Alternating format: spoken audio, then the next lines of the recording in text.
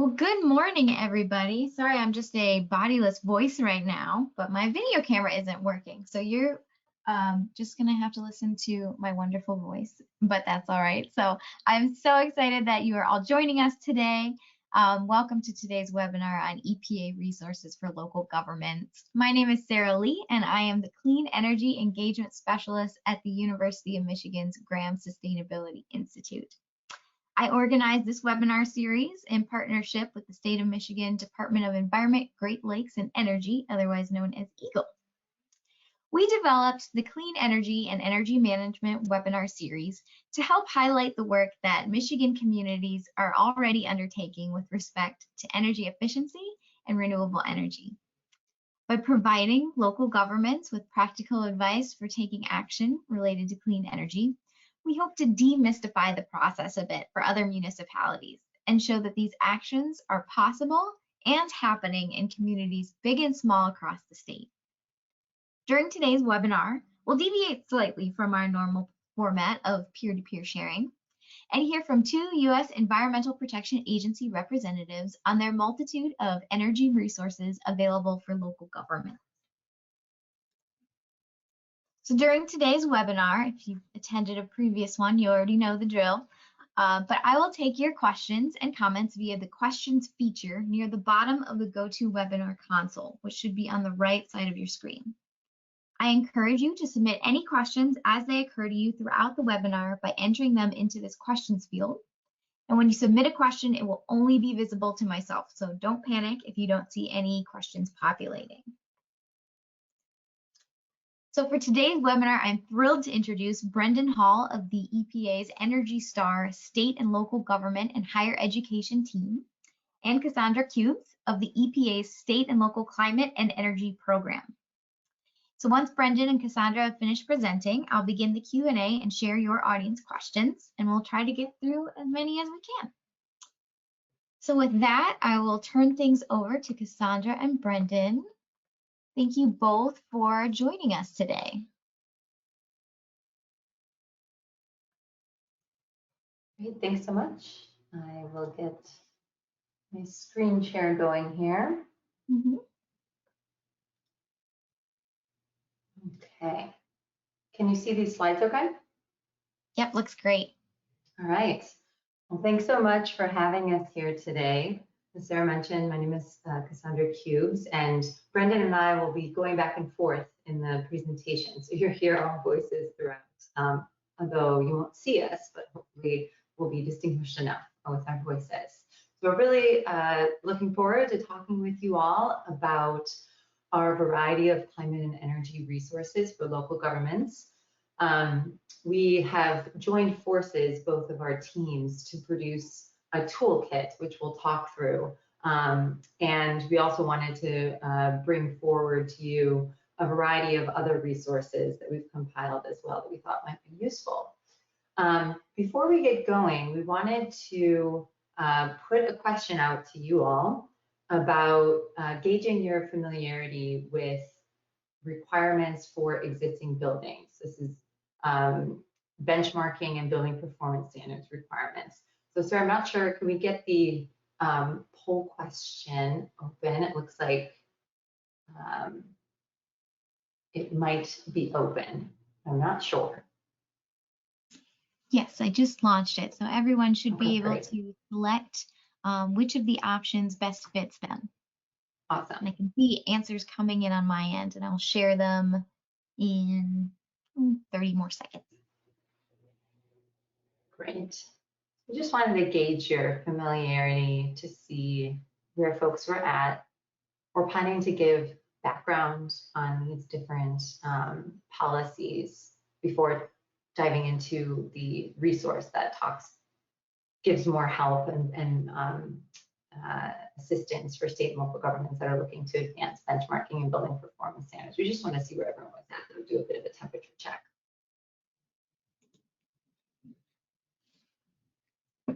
Here's the results of the first poll.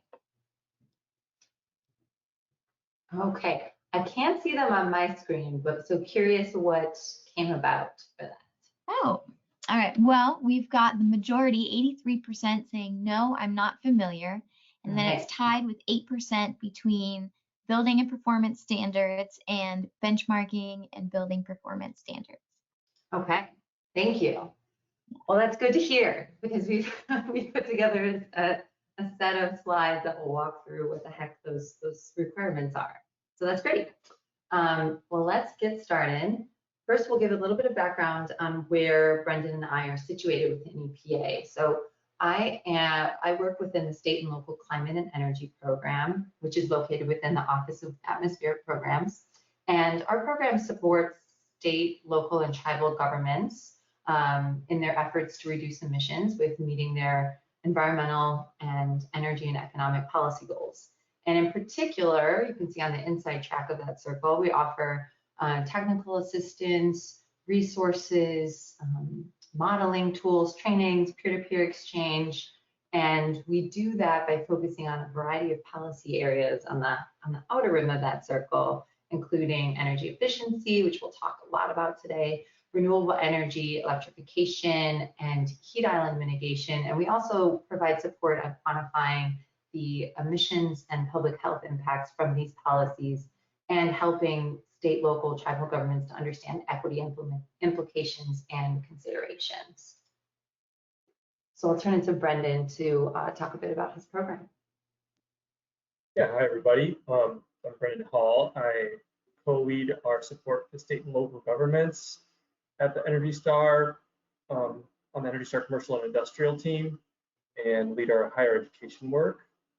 And in case you aren't familiar, Energy Star is a sort of long-standing EPA voluntary program that promotes energy efficiency. A lot of you might be familiar with sort of the Energy Star logo on appliances like fridges and air conditioners and whatnot. But we actually have a few different branches, including our buildings-focused team. And our program overall is sort of built around 3 pillars, I would say. One is a leadership commitment to energy efficiency, so organizations that are sort of committing to the cause, tools and resources to understand and act on energy use, and recognizing top performance. And we'll get into all this stuff more, but I'll just mention, we're a voluntary program, but we're sort of caught in the middle of these state and local requirements because they are using a tool that we offer as sort of the backbone of the programs. So that was a big part of why we started working more in this space, and why we have some recommendations. So I'll leave it at that for now. Thanks, Brendan. So here's a little bit of an agenda of what we're planning to focus on today. First, as I said, we'll get into some background on these policies for existing buildings that we've been referring to, benchmarking and building performance standards. Then Brendan will talk through the policy toolkit that our 2 teams produced together. And then we will end by talking about additional resources to provide support. So first, why focus on buildings at all, particularly existing buildings? And why that can be impactful. So buildings play a really sizable role in terms of energy use and greenhouse gas emissions impacts. As you can see here, they account for nearly 40% of energy consumed in the country and over 30% of GHG emissions. And many jurisdictions across the country have comprehensive policies in place that address new building construction, but whole building performance standards for existing buildings represent a bit of a new approach. And recognizing that the impact that buildings have on emissions and the fact that a majority of the commercial and residential building stock that will be standing in 2050 is actually already built, targeting emissions reductions from buildings is pretty critical for helping state and local governments to reach decarbonization goals. So what is benchmarking? We wanted to make sure to provide a baseline understanding of this before we launch into the toolkit. So benchmarking refers to measuring a building's energy use or water use in some cases and comparing it to the energy use of either similar buildings, its own historical energy use, or a reference performance level. Many mandatory benchmarking policies also include a transparency component or some type of public disclosure of that benchmarking data, that energy use data. And that public transparency enables you can imagine the community, prospective tenants, building owners, all of those stakeholders to understand the energy performance of buildings that they might be leasing space in or purchasing or visiting. And overall, benchmarking provides decision makers with a baseline understanding of a building's energy use that then helps to enable building owners to manage what they measure. You can't control your energy use, you don't even know how much energy you're using.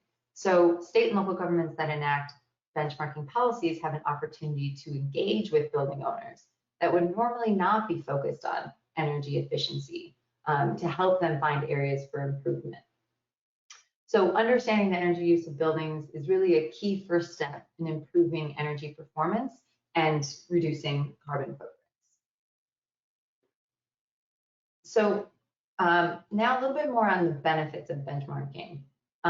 There are many that can come from it. Benchmarking energy use and publicly disclosing the results can change how people behave in and operate buildings in ways that can bring about immediate and low-cost reductions in energy consumption. And taking all of that into account, kind of go through the graphic here, starting with building owners, that can lead to cost savings, increased building asset values, and emission reductions. There are benefits to the public by way of local job creation, improved air quality, public health benefits from reduced power plant emissions due to that reduction in energy use. For residents and tenants, there's access to information on building energy use and improvements to comfort and productivity within the buildings. And for state and local governments, there are benefits as well. It can help to, in addition to benefiting those in the jurisdiction, it can help state and local governments to gather important data on buildings across the jurisdiction that can then also inform other government priorities and goals. And that can include requiring energy savings or performance targets or helping to reach decarbonization goals. And we'll kind of get into that part when we talk about building performance standards. So wanted to bring up this map that shows us primarily local governments in some states who've put forth benchmarking requirements in addition to other actions that produce energy savings. So as you can see, there's dozens of local governments in addition to some states that have put together these policies for public, commercial, and multifamily buildings. And just to orient us a little bit, the colors on the map here denote the types of policies.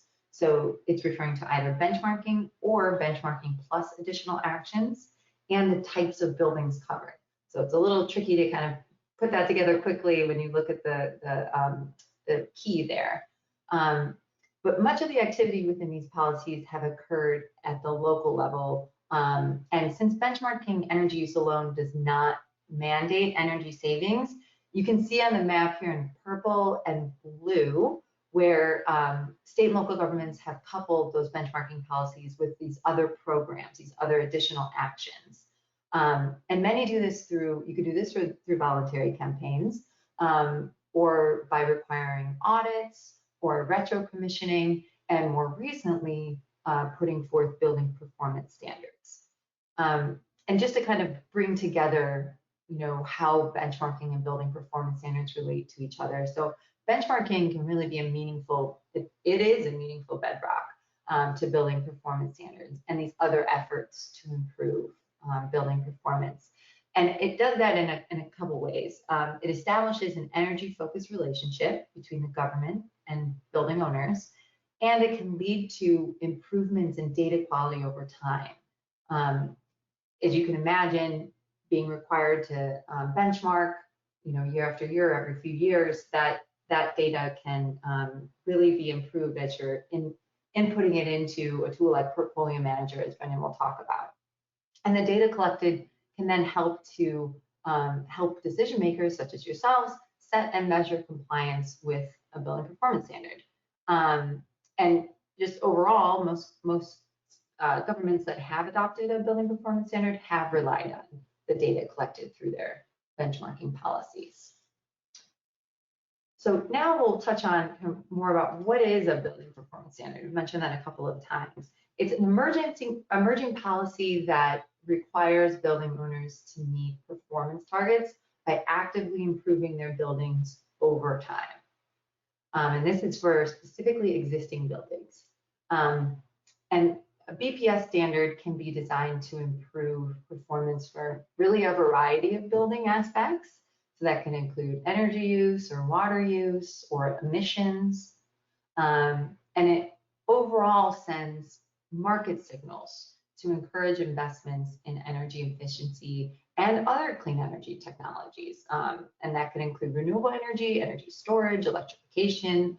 So there's a handful of jurisdictions who've enacted benchmark building performance standard policies so far. That includes Washington, D.C., New York City, St. Louis, Washington State, and there are others that are in development as we speak.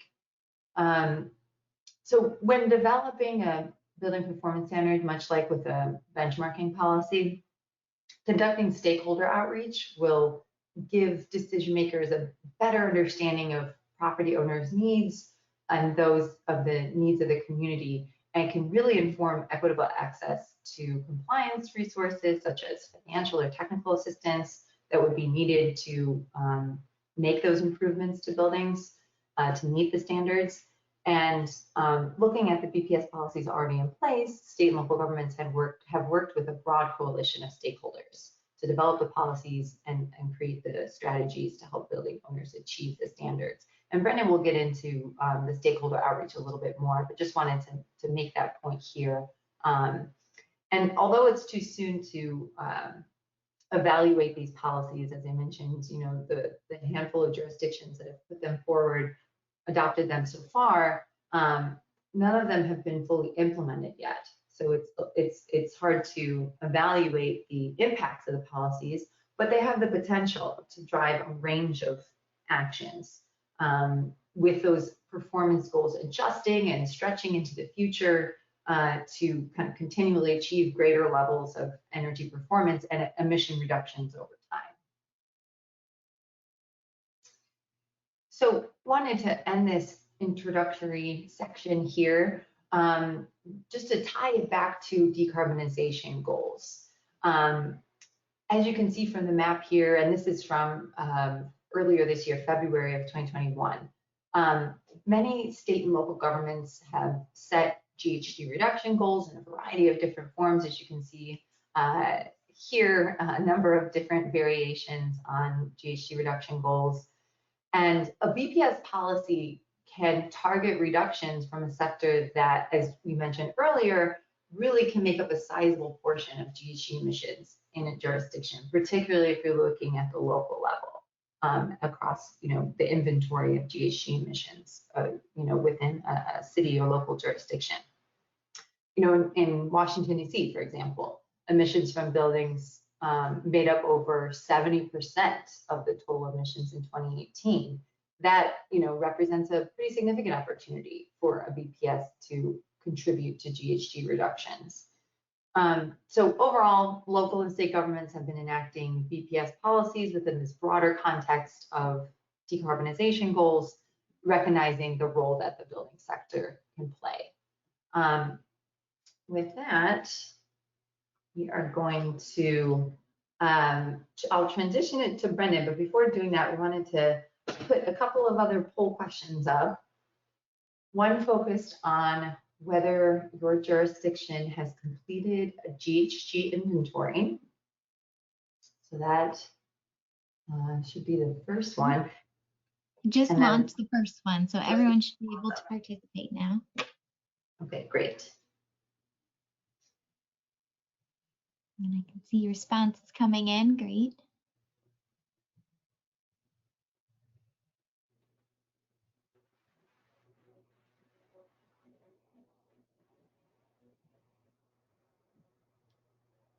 Give it a couple more seconds, but I think we've got the majority here.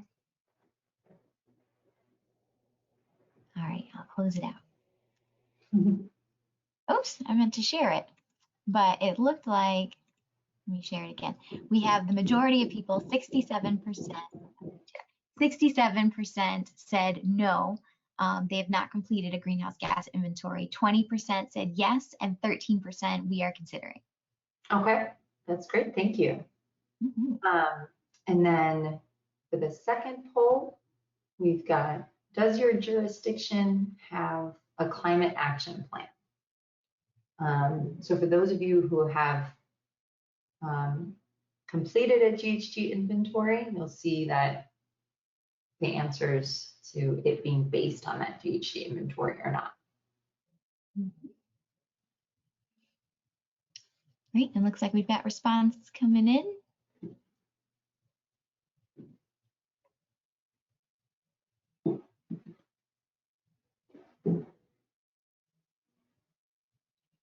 Couple more seconds here.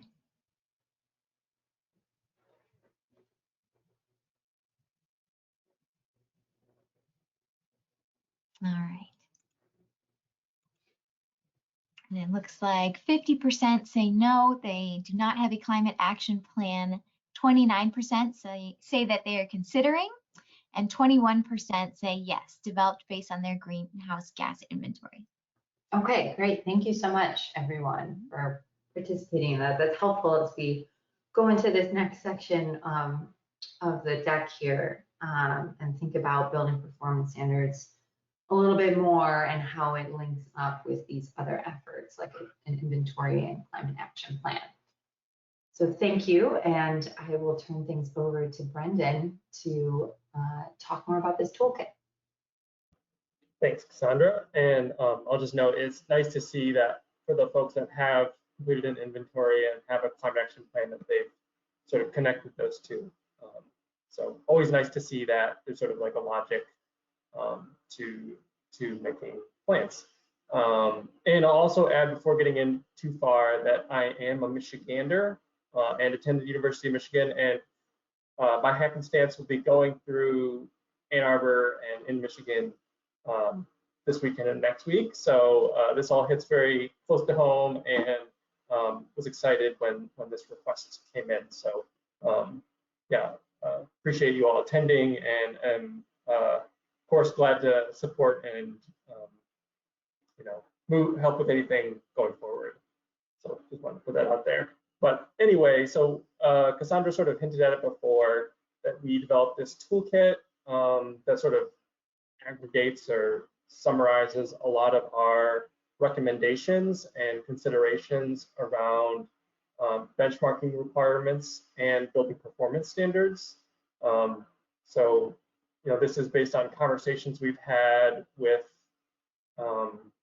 specific conversations with state and local governments that are implementing these or have implemented them or considering them, as well as like years of support on these requirements. I've been at EPA for about 5 years and have been in this role throughout. So it's been an interesting sort of period just to see the evolution towards more requirements. But anyway, there are 4 sections in the toolkit: benchmarking, building performance standards, one on coordination between state and local governments, and one on utility data access. And I'll quickly characterize all of those.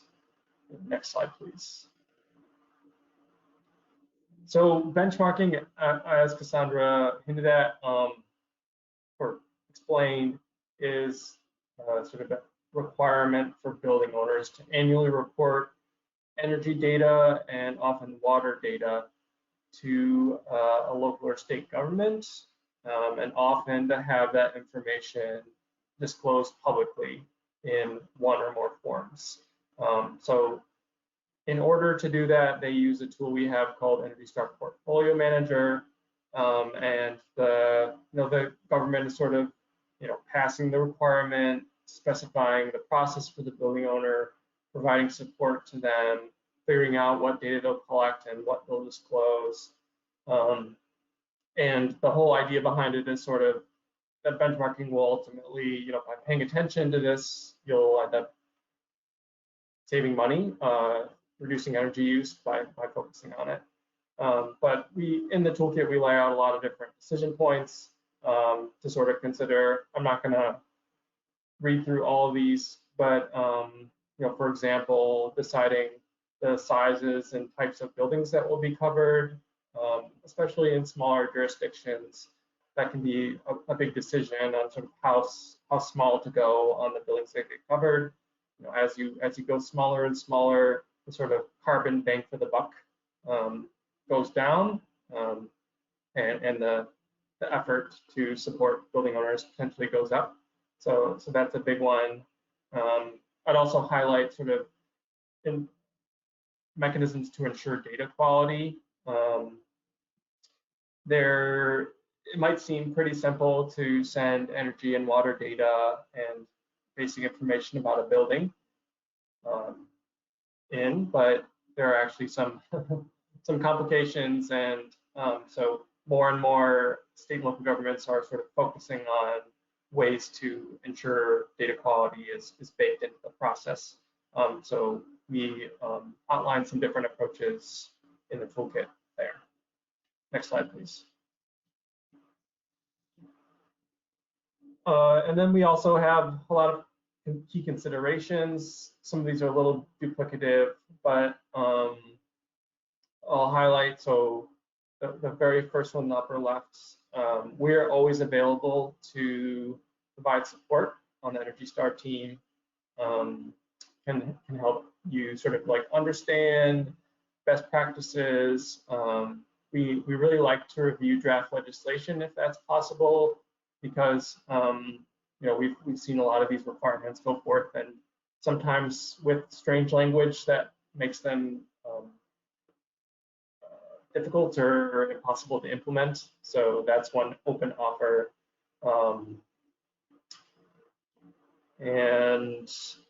Another thing I'll mention is sort of like, especially in the early years, there's a lot of need to provide support to compliance support to building owners, and there are a lot of I know the audience today is composed of a lot of smaller jurisdictions, especially.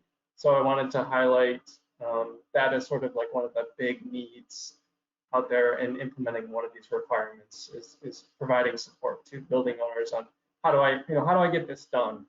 And we have a couple of interesting examples out there, like the city of Orlando in Florida, which isn't a small one, but just as an example, they leveraged the support of the University of Central Florida to sort of man their help desk. So that was one interesting model. They're sort of a mutually beneficial relationship where students learned, the ins and outs of this and got something to point to, and Orlando was able to, offshore some of that effort. There are also more and more third-party companies that are cropping up out of the market that can provide support on some or all of the implementation side. So there are companies out there that sort of have established mechanisms and sort of infrastructure to offer like help desks and data management and support to building owners. So a couple of quick examples there. And then I guess one other one, I know I'm belaboring this a little bit, but there's also one point here about current activity, understanding sort of current activity and aligned organizations. So I know that in the state of Michigan, there have been some sort of big things in the past around benchmarking, like the Michigan Battle of Buildings, which is a large voluntary competition that has been going on for many years over, as well as there's a requirement at the state level for state-owned buildings to be benchmarked. And I think there are a couple of 2030 districts at least that require benchmarking, as well as, at least in a couple of jurisdictions, some proposed ordinances. So it seems like there's quite a lot of activity to sort of like stay aware of and connect with. to hinge off of and do more. So next slide, please. So in case you're not familiar, I wanted to speak to the tool that we offer. It's sort of our core offering at Energy Star and the buildings team, and briefly mention. So this is the tool that's sort of used for all reporting under benchmarking laws, and the same tool, is sort of the foundation of building performance standards, which require buildings to hit certain levels of energy or GHG performance. So that sort of data that those requirements is based on and compliance reporting is all coming through this tool. So our tool is free to use. It has energy, water, and waste tracking, as well as GHG emissions for buildings. And one of our core offerings, as I mentioned, we're a voluntary program. So one of our core offerings has been this sort of 1/100 Energy Star score that's available for a lot of buildings that shows how your energy performance compares to similar buildings nationwide. And for many types of buildings, you can earn Energy Star certification if you're scoring a 75 or higher, which indicates you're in the top quartile of performance. So that's sort of, it's a free recognition except for potentially the cost of verification. So that's sort of like, we have this tool where you can track all these things. If you're a top performer, you can apply for certification. That's sort of like our carrot approach to energy efficiency, and then this tool is being used as part of these laws, for a mandatory purpose rather. So I'll stop at that, and we can go to the next slide, please. Okay, thanks. Now, building performance standards. I'm not going to again read through all these examples, but this is an even more emerging area. We've highlighted, state of Washington, St. Louis, New York City, Washington, D.C., and a few other places now are among the select ones that have passed these requirements. We do expect much more sort of activity to happen in the near future. A lot of it to be this specific policy model, where you basically have to improve your buildings to a certain level. Although there are other policy approaches out there, but a couple things to highlight here. Since this is such a new model, I would say considering the compliance approaches is important. There are many possible paths that you can sort of write into your requirements. There are some places that are looking, for example, at only allowing compliance if you reach a certain level of performance, whereas Washington, D.C., for example, has a prescriptive pathway to compliance where they require you to get an energy audit, to identify measures and to implement those measures. So it's not necessarily that you have to, reach a certain level of performance, but you have to do those things. And there's a lot of other, models, compliance pathway models, and many more, I'm sure, that could be developed.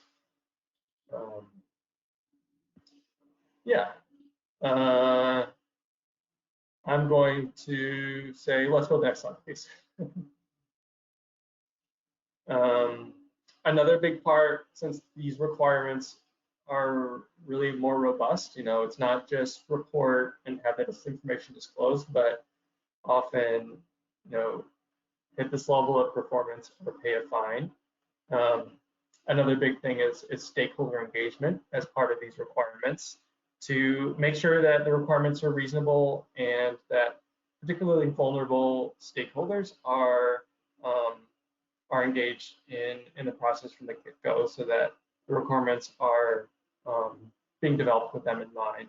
So I know many of the jurisdictions, for example, are treading very carefully and thoughtfully around how to treat affordable housing, for example, under these requirements.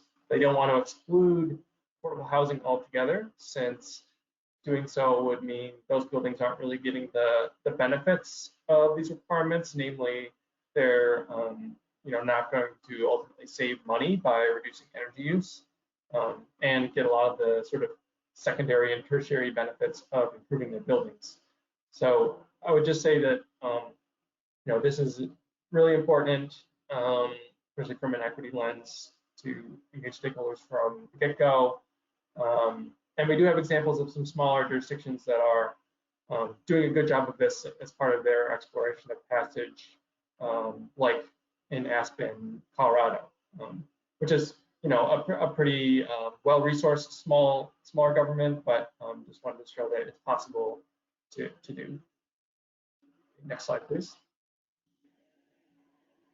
Another section of the toolkit. So these are all sections of the toolkit, too, in case that wasn't clear. Is on state and local government coordination. So we talked through some of the values to sort of to different players, different levels of government on coordinating with and collaborating with others. So I'll highlight, I'm not going to read through everything again here, but wanted to highlight a couple of examples from the field. So in Hennepin County, which is the county that Minneapolis is in, they offer a program where the county is sort of the administrator for these requirements. They can help smaller jurisdictions located within it to pass and implement these requirements, and then they sort of serve as a central body for a lot of the administrative challenges. So they can help with user support and reaching building goals and stuff like that. So that's one example of a model that we think makes sense, especially we could see that happen elsewhere. Maybe if like a state or a larger county can support smaller jurisdictions located in it.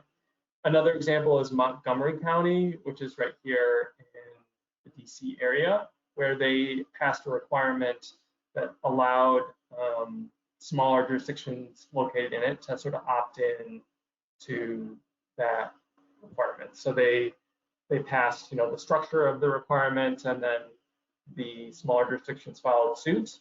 And the smaller jurisdictions don't really have to do anything except for coordinate with the county, and then they can benefit from getting the data for those buildings and having that disclosed and sort of like helping to move the market forward. So another approach out there, but in short, there's a lot of benefits to coordination. I do encourage you to check out this section if you have the time. And go to the next slide, please. So the last section of the toolkit that I want to highlight is utility data access. So in case you aren't aware, a lot of buildings that are multi-tenanted, like office buildings and multifamily housing, actually don't have a way to see performance at a whole building level, because tenant level energy use data is private, which makes sense, but then it also creates challenges sort of around understanding how well a building really is performing and doing something with that information. Like say if you have a large portfolio of buildings, to focus on your low performers, you don't really know where to start.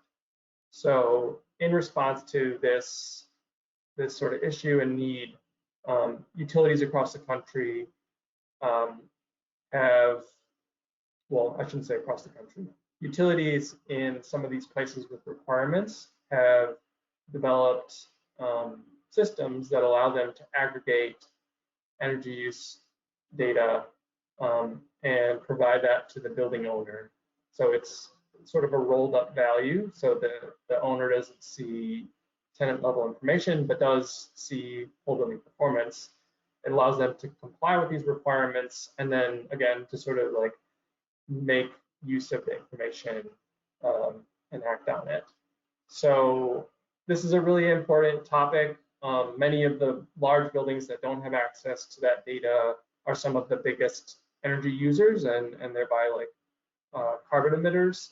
And we're starting to see more states explore passing requirements on utilities to provide this data, because without it, there's not really a way for buildings to comply with these laws, or just generally to benchmark voluntarily or sort of make use of this data again. So I know that in the state of Michigan, there's only a very small territory of Xcel Energy in the far western UP that has utility data access. Otherwise, that isn't available. And there's also, I guess, one example from the market is about sort of like coordination, but then also utility data access. So Portland and South Portland, Maine, some smaller places, both passed benchmarking requirements, but the state, across the state, there wasn't utility data access. So the requirement was basically impossible for many building owners to comply with. And ultimately, the state ended up moving to compel utilities to provide that data. So now those requirements are up and running. But just sort of an example of how sometimes that coordination can be needed across different levels of government. So yeah, and that's it for the toolkit. So again, we have a benchmarking section, BPS, building performance standards section, state local coordination, and utility data access. And I think we have a couple of poll questions to launch really quick before that next slide. So if you all could go ahead and answer. Yep, I just launched the question, are you exploring a benchmarking requirement? And I see some answers coming in. So I know this is a little bit quick because many of you weren't familiar with these requirements. So hopefully this will tell how effective we were in sort of communicating the value.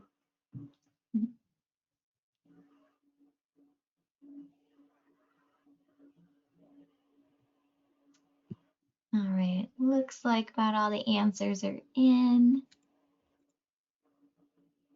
So the majority say no, but 42, that's 58%, but 42% say we are considering.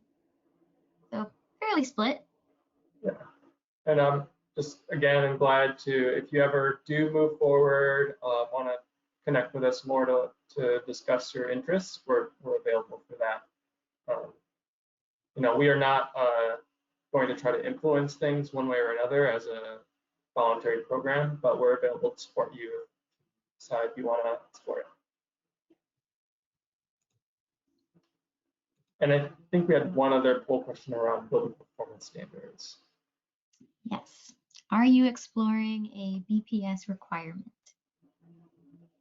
And I'll mention here that one of the things we've seen more recently is state and local governments sort of pursuing those requirements together at once. A lot of the sort of evolution from benchmarking to building performance standards has been because benchmarking alone has, while it's achieved savings and driven reductions, it hasn't sort of achieved the deep savings that are needed in order to reach climate goals and sort of fulfill climate action plans. So that is one approach we've seen, is sort of staggering the requirements, starting with benchmarking, but passing everything all together. All right, I think about all the answers are in. And 58% again say no, but we have 33% saying we are considering, and 8% say yes. Thanks everybody for filling that out, and I think now I'm going to hand it back over to Cassandra to finish up a few closing slides. Awesome, thank you. So left this up to show you links to all of the different sections that Brendan walked through, that toolkit that he mentioned, including at the top of the slide here, the toolkit homepage, where you can see all of these links. So we just wanted to put it in a couple of different forms. We also wanted to highlight how we can provide technical support for state and local governments, kind of across all different phases of policy development and implementation. So Brendan mentioned when he was describing the portfolio manager tool that Energy Star can provide direct support for using that tool. We also can share best practices from other jurisdictions who've moved forward with different policies and connect with those different jurisdictions to do peer-to-peer exchange. Access to a number of resources. We'll kind of walk through some additional resources as well. Offer technical assistance related to quantifying the multiple benefits of energy efficiency and renewables. Provide the opportunities for peer-to-peer exchange, as I mentioned, and deliver any other policy support as needed. So please, as Brendan said, please reach out if you have questions, and we will, if we can't help you, we'll direct you to the right person who hopefully can. So I wanted to walk through briefly, this is a very busy slide, hopefully attention grabbing with all the different colors and graphics, but this is kind of an overview of the state and local climate and energy programs core set of resources that we provide for state, local, and tribal governments. So it's kind of bucketed into a couple of different areas. We've talked about developing GHG inventories, and I wanted to make sure to highlight the inventory tools that we have broken out by state, local, tribal inventories on the left-hand side there of the screen. And I'll talk about that a little bit more and share a link to it. We also have a set of tools in the center with the orange that are around quantifying the multiple impacts from energy efficiency and renewable energy. And these are those three tools: AVERT, COBRA, and BPK, or health benefits per kilowatt hour. And so those really get at the emissions and health impacts from advancing these different efficiency and renewables policies. And I wanted to mention another tool that's going to fit into that bucket that we're going to be releasing a little later this year that's specifically focused on energy efficiency. And we're calling it eSYST. And that tool will allow users to understand a set of cost, savings, and impacts from advancing energy efficiency programs at the utility level. Also, a couple of other things to mention on this slide: our GHG equivalencies calculator in purple on the right-hand side. If you've heard any sort of mention of that's the equivalent amount of GHG reductions to taking X number of vehicles off the road for X number of years, that may be attributable to this resource, this GHG equivalencies calculator. It provides easily translatable and understandable kind of comparisons of what a set of megawatt hour, or rather a set of reductions in tons of GHGs kind of relates to in everyday terms.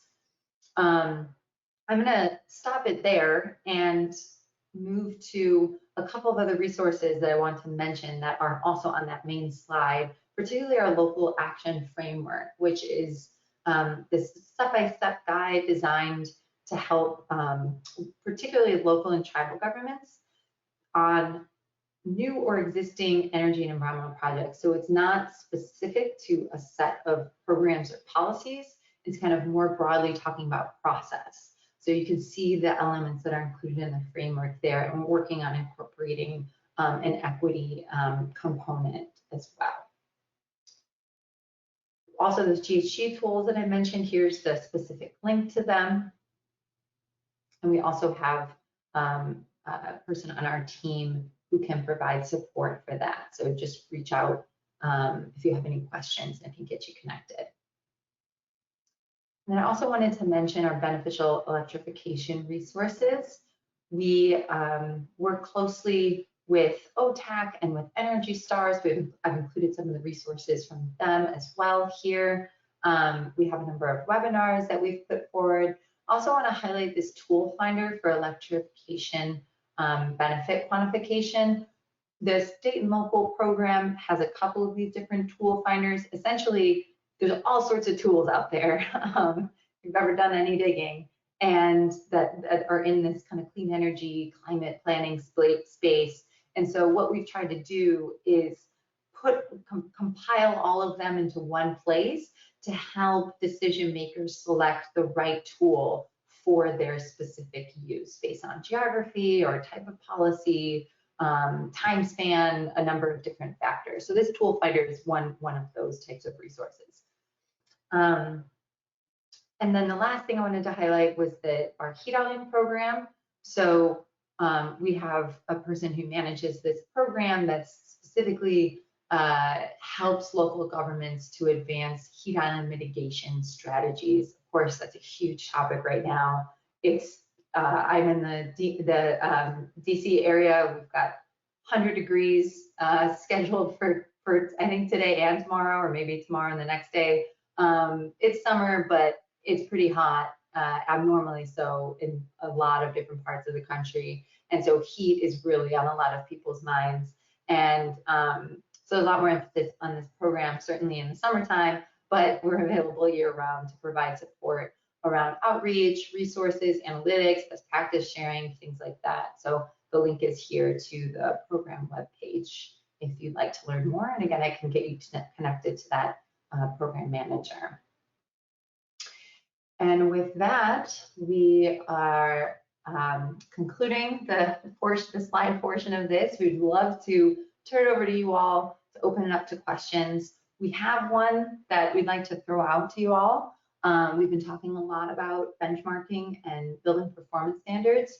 We're interested in what barriers you see to passing or implementing those policies. Some of you mentioned that there is interest or you're planning to advance those policies, but there were several of you who kind of are not in that camp yet. So interested in what barriers you see, but also really want to open it up to any questions that have come through the chat or that will come through the chat in the next 10 minutes or so. All right, thanks guys. And if you want to leave that question and answer slide up while we do Q&A, I think that would be great. Sure. But excellent information, guys. I'll monitor the chat and the questions. Go to Webinar Console for any comments and questions that come in. We do have a few questions, so maybe while people are thinking over your prompt, we can dive into a couple of those. So the first question that came in, and I believe this question was in regards to local government building benchmarking. Are school buildings part of the evaluation and improvements anywhere in Michigan that you're aware of? Is that, do you know if local governments are including school buildings when they're doing these, inventories or benchmarking?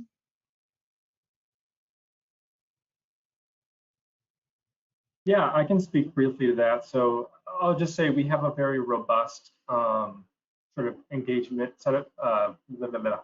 We have a very robust amount of engagement from K-12 schools in our program overall. So just, Energy Star and sort of like showing good management and fiscal responsibility from the public sector, especially K-12 schools, where I think that sort of the message that we're doing a good job hits home. So it is one of the more active sectors of our program.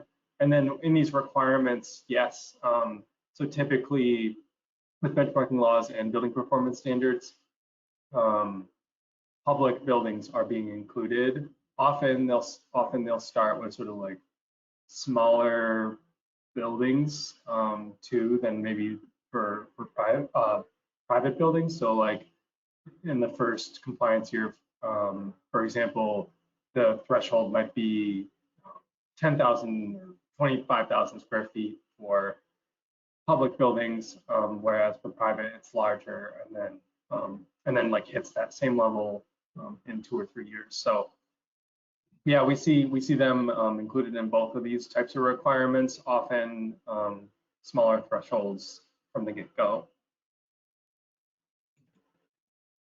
All right, excellent. Thank you.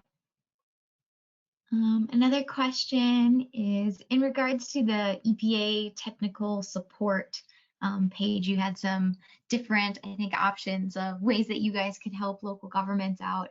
We're wondering, how do you help to provide opportunities for peer-to-peer sharing? And what have you done in the past? And then if someone was interested in participating, what should they do?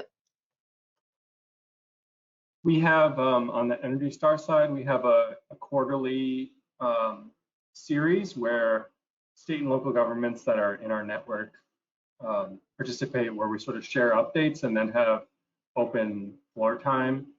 We also do a lot of just organic connecting. When someone reaches out to us and has a certain question, we can connect them with another state or local government that has dealt with that issue before. So I would just say that the best thing is to reach out to us, and then we can go from I would also mention, in addition to those offerings, that we can hold convenings on different topics. That's kind of dependent on a number of different things, but if we hear enough interest, that can then, become a reality in our planning process. So wanted to put that out there, convenings on particular policy areas of interest as well. We've done that in the past. Yeah, we recently did one on building performance standards and metric type, since that is a big sort of decision point in those policies, whether do energy or GHG, and then what flavor of those. And that's not the only issue, obviously, like the stringency of the metrics and equity. There's a lot of different considerations, but yeah. Awesome. Well, that's a great opportunity. That's awesome. That's interesting that you guys do that. Cool. Let's see. I'm not seeing any chats or questions coming in with regards to your question on, or your prompt on what barriers do you see with benchmarking or building performance standards. So if anyone in the audience does have a comment on that, feel free to put it in either the question or the chat function, and I can share that with the group. But I can ask some more questions before we wrap up here. Especially for a community with limited resources, what are some no regrets actions to take regarding energy efficiency?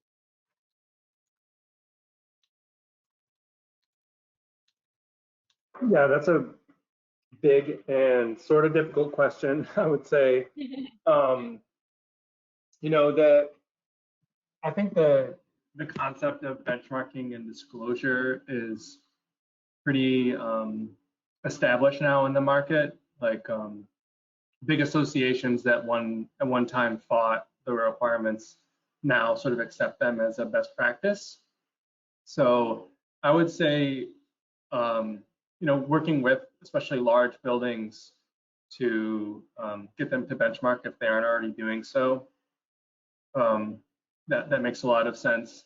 Building performance standards, as we spoke to, are a newer sort of model that is still sort of being sorted out. So it's not, necessarily the right approach for everybody, but there are other models that could make sense. For example, in Seattle and Philadelphia, they have what are known as building retuning requirements, which basically mean that buildings have to make sure that their systems are operating as intended. And that can, that doesn't all have to be sort of administered by the local government. It can be sort of in collaboration with industry. So companies that would do the heavy lifting on all the work. But I would say, yeah, like the low resources thing is real. So I don't know if there are any perfect answers, but would always encourage you to check out, regional funders, other possible sources of money. Thanks. All right, thank you. Well, I think we've reached our time. And so I'm going to share my screen really quickly here on our upcoming sessions. But I want to thank Cassandra and Brendan so much for joining us today. and our audience members for tuning in. I think this was a great session. I learned a lot, especially with all the different tools that the EPA offers. And I'm going to spend some time poking around the website a little bit more to see what's available. So thank you for that. And hopefully everybody can join us in September. On the 23rd, we have experiences with Michigan Community Solar and SoulSmart coming up in October to keep an eye out for. And if you have time before you leave today, I'd appreciate if you could take our quick exit survey. It should pop up when you leave, and it'll also be emailed out tomorrow. So thanks again for joining us, everybody, and I hope you have a fantastic rest of your day.